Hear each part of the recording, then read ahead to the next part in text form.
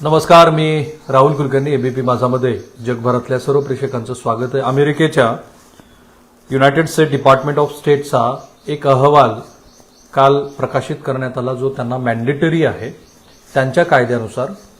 तो अहवाल असतो तो इंटरनॅशनल रिलिजियस फ्रीडम रिपोर्ट. तो दरवर्षी येतो. गेल्या वर्षी म्हणजे 2022चा अहवाल हा अमेरिकेमध्ये जारी करण्यात आला. आपल्या देशाचे पंतप्रधान श्री नरेंद्र मोदी हे अमेरिकेच्या भेटीवरती जाणार आहेत एका महिन्याभरानंतर, आणि त्यावेळेला हा अहवाल प्रकाशित झालेला असल्यामुळं या अहवालाचं महत्त्व हे फक्त माध्यमांच्या पुरतं मर्यादित नसेल, तर ते अमेरिका आणि भारतीय संबंधातल्या काही गोष्टी वरती ते अवलंबित असेल. आपल्याकडे असं आहे की विशेषतः पाश्चात्य राष्ट्रातल्या लोकशाहीच्या मूल्यांची खूप चर्चा होते, आणि ती मूल्य ही आदर्श आहेत असं मानलं जातं. म्हणजे लोकशाहीचा जो काही प्रवास सुरू आहे तो तिकडे जायला हवा. म्हणजे व्यक्ती स्वातंत्र्य असेल, धार्मिक स्वातंत्र्य असेल, तर त्या स्वातंत्र्याची जेव्हा केव्हा गोष्ट येते तेव्हा पाश्चात्य राष्ट्राचा स्पेशली अमेरिकेचा उल्लेख येतो की अमेरिकेमध्ये ज्या पद्धतीचं स्वातंत्र्य तिथल्या नागरिकांना आहे तर तसं ते असायला हवं. दुसऱ्या बाजूनं हा समाज, विशेषतः याच्या आधीचे प्रेसिडेंट ज्या वेळेला निवडून आले त्यानंतर त्या समाजानं किती संकुचित वृत्ती दाखवली, किंवा आजही शाळकरी मुलांच्या हातामध्ये गन आहेत आणि ती मुलं बेछूटपणे आपल्याच छोट्या छोट्या मित्रांचा जसा हत्याकांड घडवून आणतात, किंवा अजूनही काळ्या तिथल्या असलेल्या नागरिकांच्या वरती कसे अत्याचार होतात, आणि तिथे असलेले पोलीस डिपार्टमेंटचे अधिकारी सुद्धा या बायसेसपासून अजून कसे दूर गेलेले नाहीत, अशीही चर्चा होत असते. किंवा अलीकडे भारतामध्ये एक काउंटर नेरेटिव्ह असं आहे की पाश्चात्य राष्ट्राने आम्हाला का शिकवावं, त्यांच्याकडच्या इतक्या सगळ्या गोष्टी असताना ते सतत दुसऱ्याला लेक्चर्स का देतात, आणि तुमची गोष्ट इतकी नीट नाही तर तुम्हाला तो काय अधिकार आहे वगैरे. पण तरी सुद्धा जिओ पॉलिटिक्समध्ये काही गोष्टी महत्वाच्या असतात. विशेषतः कालच आपण बघितलं की 200 देशाचा हा जो अहवाल आहे की या 200 देशातल्या धार्मिक स्वातंत्र्याचं जे मूल्यांकन अमेरिकेनं केलं आणि ते आपल्या सिनेट समोर मांडलं, त्यावेळेला जे स्टेट सेक्रेटरी आहेत अँटनी ब्लिंकन यांनी भारताचा उल्लेख केला नाही. पण प्रत्यक्षामध्ये भारताची जी काही ज्या गटात विभागणी झाली आहे त्याच्यामध्ये सौदी अरेबिया, रशिया, चीन आणि भारत आहे की ज्या देशामध्ये अल्पसंख्याकांची स्थिती ही बॅड टू वर्स्ट अशी होत चाललेली आहे. आणि मग अमेरिकेनं, माझ्या हातामध्ये तो अहवाल आहे, हा इंडिया स्पेसिफिक अहवाल आहे, ज्याच्यामध्ये 49 पानाच्या या अहवालामध्ये काही गोष्टींचा उल्लेख केलेला आहे.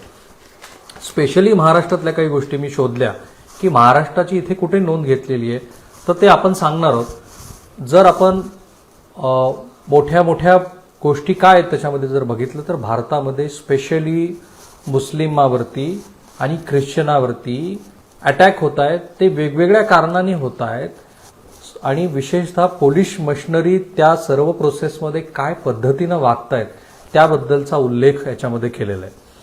मध्य प्रदेशमधली घटना की जिथे धार्मिक दंगल झाली, त्या दंगलीनंतर मुस्लिम समुदायाची घरं पेटवण्यात आली, त्यांच्या दुकानावरती हल्ले केले आणि तिथे पोलीस मशिनरीने बुलडोजर लावून त्यांची घरं तोडली. उत्तर प्रदेशचाही उल्लेख येतो. गुजरातमध्ये धार्मिक दंगलीनंतर किंवा धार्मिक तणाव निर्माण झाल्यानंतर पोलिसांच्या उपस्थितीमध्ये अल्पसंख्याकांच्या मंडळींना ज्या पद्धतीची वागणूक मिळाली त्याच्याबद्दलचा उल्लेख आहे. किंवा मग भारतीय जनता पार्टीचे नेते ज्या पद्धतीनं हेट स्पीच देतात त्याच्याबद्दलचे उल्लेख आहेत. केरळातल्या हिजाबबद्दलचे उल्लेख आहेत. अशा सगळ्या उल्लेखामध्ये हिंदू धर्मीयावरती झालेल्या अत्याचाराच्या किंवा त्यांच्यावरती मुस्लिम फॅनाटिक मंडळीकडनं, म्हणजे मुस्लिम कट्टरतावादी मंडळीकडनं जे काही अत्याचार करण्यात आले त्यांच्याबद्दलच्या ज्या काही घटना घडल्या त्याचाही उल्लेख आहे. पण हे सगळं करत असताना एक गोष्ट लक्षात घ्यायला हवी की या अहवालाचं महत्त्व तेवढंच आहे की जेवढं आपल्या भारतीय माध्यमामध्ये आलेल्या बातम्या असतात. कारण हा कॉपी पेस्ट अहवाल आहे. कॉपी पेस्ट जरी असला तरी त्यातल्या सिलेक्टिव्ह गोष्टी आहेत. म्हणजे त्यांनी काय केलंय तर भारतीय विविध माध्यमामध्ये ज्या रिपोर्ट झालेल्या बातम्या आहेत त्या घेतल्या, त्या कॉपी पेस्ट केल्यात, आणि म्हणून काही लॅक्युनास त्याच्यामध्ये दिसतात. किंवा भारतीय नॉन गव्हर्नमेंटल ऑर्गनायझेशननी भारतामध्ये सांगितलेल्या गोष्टी किंवा भारताच्या बाहेर सांगितलेल्या गोष्टी याचा या अहवालामध्ये उल्लेख आहे. म्हणजे भारतीय माध्यमामध्ये रिपोर्ट झालेल्या गोष्टी आणि भारतीय एनजीओनी रिपोर्ट केलेल्या देशांतर्गत आणि देशाबाहेरच्या गोष्टी या सगळ्यांच्या आधारावरती आधारित राहून हा 49 पानाचा इंडिया स्पेसिफिक, भारत स्पेसिफिक असा हा अहवाल त्यांनी बनवलाय. आता जिओ पॉलिटिक्सची गंमत अशी आहे की अँटनी ब्लिंकन यांनी काल भारताचा उल्लेख का केलेला नसावा, तर जिओ पॉलिटिक्समध्ये भारताचं जे महत्व आहे ते आता वाढताना दिसतंय. कारण जो क्वाड आता तयार झाला, ज्याच्यामध्ये जपान, अमेरिका, ऑस्ट्रेलिया आणि आपण आहोत, तर या क्वाडची निर्मितीच यासाठी झालेली आहे की जो संभावित अमेरिकेला असलेला धोका आहे तो ऑब्व्हियसली चीनकडनं आहे, की जी अपकमिंग पॉवर आहे सगळ्या अर्थाने. आता डॉलरचं महत्व कसं कमी करावं याच्यावरती पण चर्चा सुरू आहे.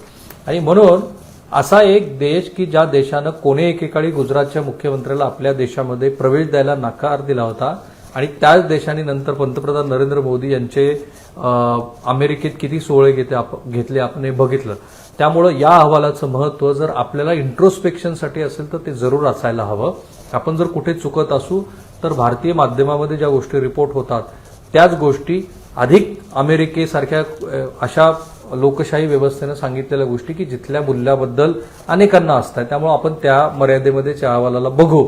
अर्थात या अहवालामध्ये ज्या गोष्टी सांगितल्या गेल्या त्याच्यामध्ये गोहत्या आहे, त्याच्यामध्ये राजाभैयासारखा जे तेलंगणाचे आमदार आहेत जे महाराष्ट्रामध्ये येऊन पण अत्यंत प्रक्षोभक असं भाषण करतात त्यांचा उल्लेख आहे, किंवा धर्मेंद्र प्रधान यांच्यासारख्या केंद्रीय मंत्र्याचा उल्लेख आहे. आणि इंटरेस्टिंगली महाराष्ट्र राज्याचे उपमुख्यमंत्री श्री देवेंद्र फडणवीस यांचाही उल्लेख आहे. तो कसा आहे, कुठल्या कॉन्टेक्स्टमध्ये आहे ते आपण बघू. तर अमेरिकेने असं सांगितलंय, आपल्याकडे अजून सेन्सेक्स झालेला नाहीये, 2011 पासून तो रखडलेला आहे, 2011च्या नंतरचा जो होणं अपेक्षित होतं तो रखडलेला आहे. सो अमेरिकेच्या मते भारतामध्ये सध्या 79.8% हिंदू आहेत, मुस्लिम आहेत 14.2%, ख्रिश्चन आहेत 2.3% आणि शीख बांधवांची संख्या आहे 1.7%. आणि मग या धार्मिक अल्पसंख्याकावरती कुठे कुठे कशा कशा गोष्टी होतात त्याबद्दलची एक्झिक्युटिव्ह समरी आपण बघू. The constitution provides for freedom of conscience and the right of all individuals to freely profess, practice and propagate religion, mandates a secular state, requires the state to treat all religion impartially and prohibit discrimination based on religion. भारतीय राज्यघटनेनंच प्रत्येकाला जे धार्मिक स्वातंत्र्य दिलेलं आहे ते पाहता धार्मिक स्वातंत्र्याच्या आड कोणी येऊ नये आणि तसं कोणी करत असेल तर त्याला योग्य तो धडा द्यायला हवा. It also state citizens must practice their faith in a way that does not adversely affect public order, morality or health.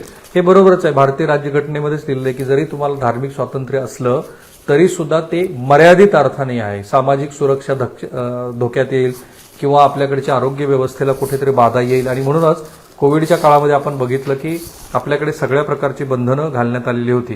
13 of 28 states have laws restricting religious conversations for all faith. 13 राज्यांनी, आणि मग लगेच हा report असा म्हणतो की 13 राज्यांनी भारतामध्ये धर्मांतर बंदी विरोधात कायदा केलेला आहे. Some of these states also impose penalties specifically against force religious convergence for the purpose of marriage, although historically some states high courts have dismissed cases brought under these laws. काहींनी तर कायद्यानेच या गोष्टीला बंधन घातलंय, धर्मांतर विरोधी कायदा केलेला आहे. आणि मग त्यांनी सगळ्या ज्या घटना घडल्यात त्याचा उल्लेख केलाय. There were numerous reports during the year of violence by law enforcement authorities against a number of religious minorities in multiple states, including plainclothes police in Gujarat publicly flogging 4 Muslim men accused of injuring Hindu worshippers during a festival in October, and the Madhya Pradesh state government bulldozing Muslim-owned homes and shops following communal violences in Khargaon in April. या अहवालामध्ये पहिल्यांदा असं म्हटलेलं आहे की police ऑथॉरिटीच्या समोर किंवा त्यांच्या दुर्लक्षामुळं मायनॉरिटीजवरती काही प्रमाणामध्ये ज्या त्यांच्या विरोधातल्या घटना घडल्या त्याबद्दलचा उल्लेखच सुरुवातीला, म्हणजे पोलीस मशिनरी या कशा दुर्लक्ष करतायत असं सांगितलेलं आहे. In June UN special rapporteurs on the advocate housing, minority issues and freedom of religion and belief wrote the government to express their serious concerns about the punitive demolitions in Khargaon, which they stated were ordered by local government arbitrarily to punish Muslim minorities and low income communities. UN सुद्धा याआधी भारत सरकारला कळवलेलं आहे की तुमचं हे जे काही सध्या सुरू आहे ते काही बरोबर नाहीये आणि तुम्ही स्पेशली मायनॉरिटीच्या संदर्भातल्या ज्या गोष्टी आहेत त्याकडे लक्ष द्या. मग आपण काही गोष्टी असं बघूया की ज्याच्यामध्ये अशा कुठल्या गोष्टी घडलेल्या आहेत की ज्याच्यामुळं ह्या युएसच्या रिपोर्टमध्ये असं म्हटलेलं आहे की भारतातल्या धार्मिक अल्पसंख्याकांच्या बद्दलच्या गोष्टी ह्या चिंताजनक आहेत. All 13 states that have anti-conversion laws maintain broadly similar prohibitions against conversion through force, inducement or fraud, which would include the provisions of any gifts, promises of a better life, free education and other standard charitable activities, and bar individuals from abetting such conversion. धर्मांतर होऊ नये व त्यासाठी जे आमिष दाखवली जातात, काही जणांना गिफ्ट दिली जाते, ह्या सगळ्याला कायदेशीर दृष्ट्या अयोग्य ठरवण्यात आलेलं आहे भारतातल्या 13 राज्यांनी. आणि याच्याबद्दल युएस स्टेट डिपार्टमेंटनी हा जो कायदा करण्याची गोष्ट आहे त्याची नोंद घेतलेली आहे. The notification procedures require state police to determine if there are objections to the conversion. Any person may object. State government in Gujarat, Haryana, Himachal Pradesh, Madhya Pradesh, Uttarakhand and Uttar Pradesh have laws specifically imposing penalties against forced religious conversions for the purpose of marriage. Although historically some state high court, जे मी आधी सांगितलं की काही cases हायकोर्टनी reject केलेले आहे, पण तरी सुद्धा असे कायदे घडलेले आहेत. आणि त्याबद्दल त्यांचं असं म्हणणं आहे की या पद्धतीनं भारतातल्या 13 राज्यामध्ये फ्रीडम ऑफ एक्सप्रेशन, म्हणजे समजा हे शेवटी हिंट आहे की तुम्हाला जर दुसऱ्या धर्मामध्ये जायचं असेल तर भारतातल्या 13 राज्यामध्ये त्याला परवानगी नाहीये. 25 of 28 states apply partial or fully restrictions on bovine slaughters. Penalties vary among states and may vary based on whether the animal is cow, calf, bull or ox. The ban mostly affects Muslim and member of scheduled caste and scheduled tribes that traditionally consume beef. भारतामध्ये 25 राज्यामध्ये काऊ slaughter म्हणजे गो हत्याबंदीचा कायदा आहे आणि तो मुस्लिम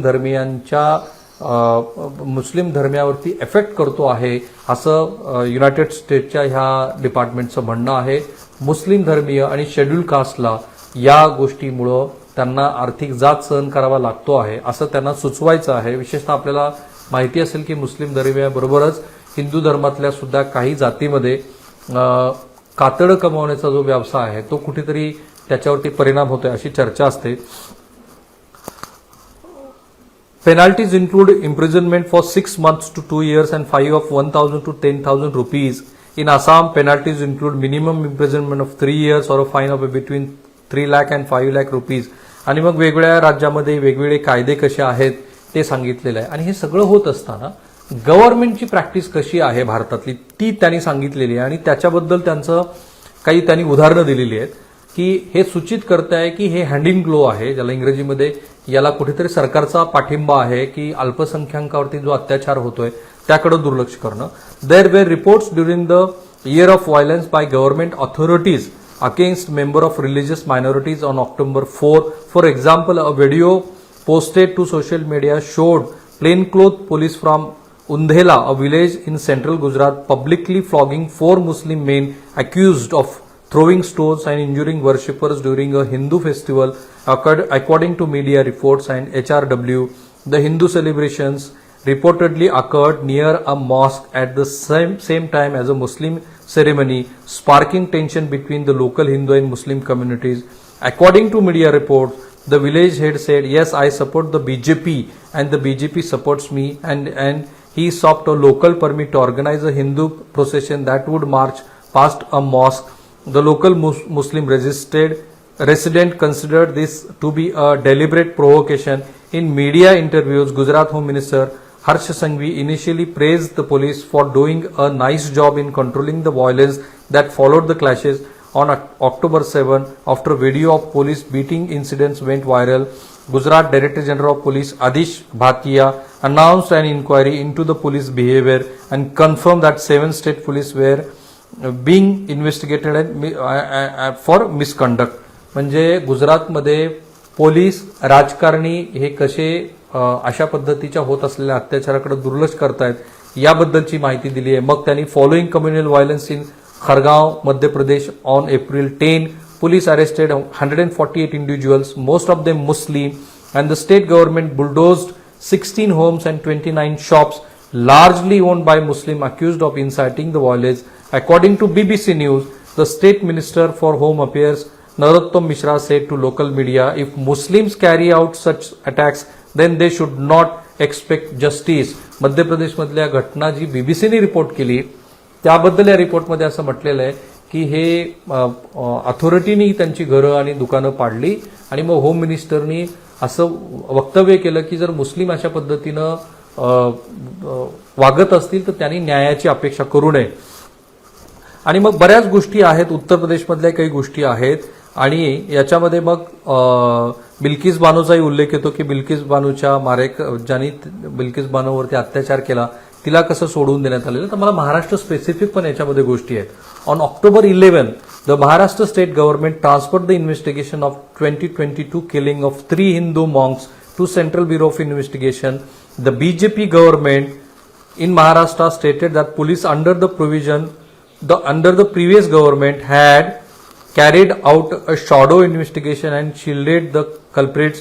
In the 2022 incident, a crowd pulled the 3 monks from a police vehicle and killed them, alleging that they were child kidnappers. Government authorities took action in response to complaints of forced religious conversion during the year, including arrest Christians accused of coercing others to convert, arresting Hindus who attacked those accused of forcing authorities to convert. फक्त इथे अडचण अशी आहे की 2020 मध्ये महाविकास आघाडीचं सरकार होतं.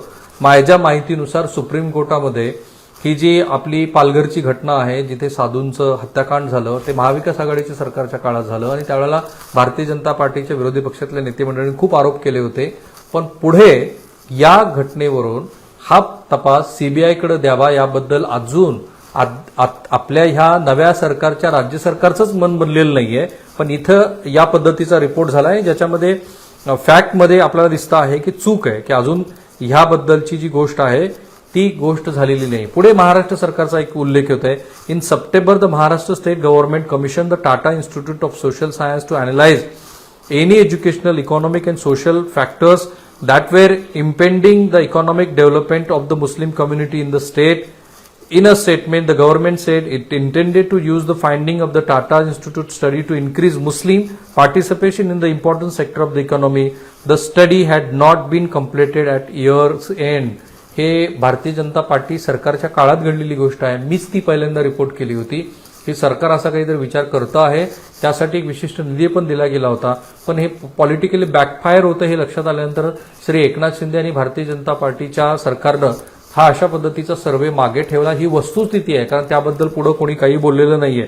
On October 17, the government filed an affidavit in Supreme Court stating that it would appoint a law commission to study the demand to enact a uniform civil code for people of different religious denominations. The affidavit stated citizens of different religious denominations followed their own property and matrimonial laws which posed a threat to the national unity. In November, the government appointed the commission. केंद्र सरकारने uniform civil code आणण्यासंदर्भामध्ये जी गोष्ट supreme कोर्टामध्ये सांगितली ती सुद्धा anti religious म्हणजे तुमच्या धार्मिक स्वातंत्र्याच्या विरोधात जाते अशा पद्धतीचं मेन्शनिंग याच्यामध्ये आहे. मग अमित शहा यांचं स्टेटमेंट आहे. while addressing a public meeting in Hyderabad, promised to end employment and educational quotas for religious minorities in Telangana vis-a-vis मुस्लिम समाजाला जे आहे त्याबद्दल. मग नुपूर शर्माचा इन्सिडेंट आहे त्याच्याबद्दल बोललं गेलेलं आहे. आणि मग याच्यामध्ये हिंदू समाजाबद्दलच्या गोष्टीची नोंद आहे.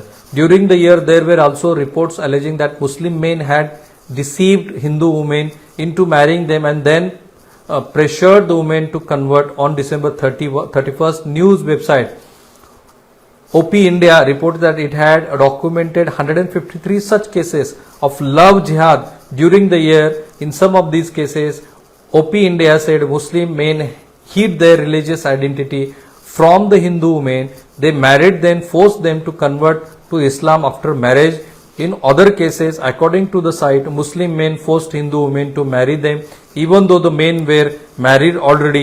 OP India said the majority of the cases they discovered were in Uttar Pradesh 65, Madhya Pradesh 37 and Jharkhand 12. आणि मग याच्यामध्ये महाराष्ट्रातला जो उमेश कोल्हे यांच्या संदर्भातला जो अमरावतीचा जो प्रकार घडला त्या प्रकाराची सुद्धा नोंद आहे. आणि त्यासोबतच श्री देवेंद्र फडणवीस यांनी महाराष्ट्रामध्ये लव्ह जिहाद विरोधामध्ये कायदा करायला हवा असं जे वक्तव्य केलं त्याबद्दलचा पण उल्लेख आहे. मग आता प्रश्न उपस्थित होतो की अमेरिकन एम्बेसी या संदर्भात काय करत होते. तर इथे in September the assistant secretary of state for South and Central Asia met with the government officials to encourage positive messaging on pluralism and tolerance and respecting human rights including religious freedom. Embassy and consulate officials and visiting senior officials from Washington met with leaders from religious minorities, NGOs, civil society members, academics, so and so forth. त्यासोबतच या अहवालामध्ये राष्ट्रीय स्वयंसेवक संघाचे सरसंघचालक श्री मोहन भागवत हे जे वेगवेगळ्या पद्धतीनं हा जो धार्मिक तणाव आहे तो कमी करण्याचा जो प्रयत्न करतात त्याबद्दलचाही उल्लेख आहे. त्यांनी मुस्लिम समाजातल्या काही स्कॉलरची भेट घेतली, ते मस्जिदीमध्ये गेले, त्याचाही उल्लेख आहे. म्हणजे एकीकडे मुस्लिम आणि ख्रिश्चनावरती, कारण ख्रिश्चन स्पेसिफिक बरीच त्याच्यामध्ये माहिती आहे की त्यांची कशी घरं जाळली गेली, त्यांना कसा त्रास होतो आहे. मग गोव्यातली काही उदाहरणं आहेत, काही ओडिसातली काही उदाहरणं आहेत, त्याबद्दलचे फार तपशील मी सांगितलेले नाहीत, कारण त्यामुळे मग हा आपला आजच्या मधल्या वेळीचा भाग खूप मोठा होईल. म्हणजे भारतामध्ये मुस्लिम आणि ख्रिश्चन या समुदायावरती जो काही ह्या घटनेतनं की ज्या भारतातल्याच माध्यमामध्ये रिपोर्ट झाल्या त्यातनं बॅड टू वर्स सिच्युएशन होत चालली आहे, त्याबद्दल अमेरिकेतल्या या रिपोर्टमध्ये थेट चिंता जरी व्यक्त केलेली नसली तरी भारताला सौदी अरेबिया, रशिया आणि चीन बरोबर टाकून त्यांनी द्यायचा तो मेसेज दिला. फक्त अमेरिकेची अडचण हीच आहे की ते जे जिओ पॉलिटिक्स सध्या सुरू आहे त्याच्यामध्ये तुमची कितीही मोठी मूल्य असली आणि ती वेळोवेळी तुम्ही तुमच्या राष्ट्राच्या हिताच्या दृष्टीनं वापरली आहेत हे बघितलेलं आहे. स्पेशली अमेरिका आणि पाकिस्तानचे 3 दशकं जे संबंध होते ते सगळ्या भारताला माहीत आहे, ते आपल्याला तोंडपाठ पण झालेले आहेत. पण तरी सुद्धा हा अहवाल यासाठी महत्वाचा आहे की जर भारतातल्या कुठल्याही समाज घटकांच्या मनामध्ये असुरक्षेची भावना असेल आणि स्पेशली महाराष्ट्रासारख्या प्रोग्रेसिव्ह राज्यामध्ये जर धार्मिक तणावाच्या सतत घटना घडत असतील तर आपल्याला इंट्रोस्पेक्शन करायचं असेल तर त्यासाठी जी वेगवेगळी साधनं सध्या उपलब्ध आहेत त्याच्यामध्ये हाही आपण गृहीत धरायला हवा.